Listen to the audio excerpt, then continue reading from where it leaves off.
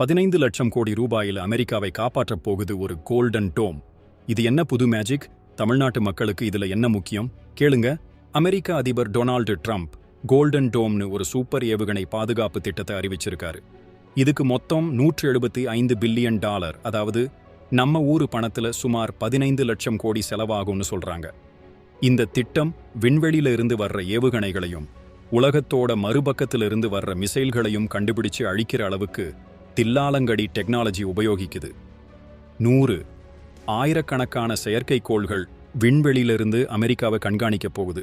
கனடாவும் இந்த திட்டத்துல இணைய ஆர்வமா இருக்கு. இந்த டெக்னாலஜி நம்ம இந்தியாவோட பாதுகாப்பு திட்டங்களுக்கு ஒரு புது ஐடியாவை தரலாம் இல்லையா?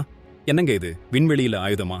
ஆமா, இந்த கோல்டன் டோம் திட்டம் உலகத்துல எங்கிருந்து வந்தாலும் ஏவுகணைகளை ட்ராக் பண்ணி பறந்து வர்றப்பவே அழிக்கிற மாதிரி டிசைன் பண்ணியிருக்கு. டேய், இது நம்ம ஊர் சூப்பர் ஹீரோ படத்துல வர்ற டெக்னாலஜி மாதிரி இருக்கேன்னு நம்ம தமிழ்நாட்டு இளைஞர்கள் சொல்லலாம். நம்ம சென்னையில் இருக்கிற இஸ்ரோ மாதிரி ஒரு அமைப்பு இந்தியாவில் இதே மாதிரி ஒரு திட்டத்தை செஞ்சா எப்படி இருக்கும்? உலகமே நம்மளை பார்த்து ஆச்சரியப்படுமே. இந்த திட்டத்துக்கு ட்ரம்ப் முதல் கட்டமா $25 பில்லியன் ஒதுக்கி இருக்காரு.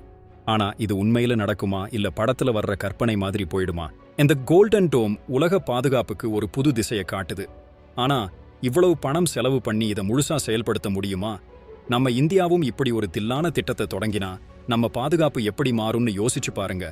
நீங்க என்ன நினைக்கிறீங்க? இந்த திட்டம் உலகத்தை பாதுகாப்பா மாற்றுமா, இல்ல ஆயுத பந்தயத்தை இன்னும் தீவிரப்படுத்துமா? கமெண்ட்ல சொல்லுங்க, ஷேர் பண்ணுங்க. அறிவு ஆயுதத்தை விட பலமானதுன்னு நம்ம ஊரு பழமொழி சொல்லுது இல்லையா?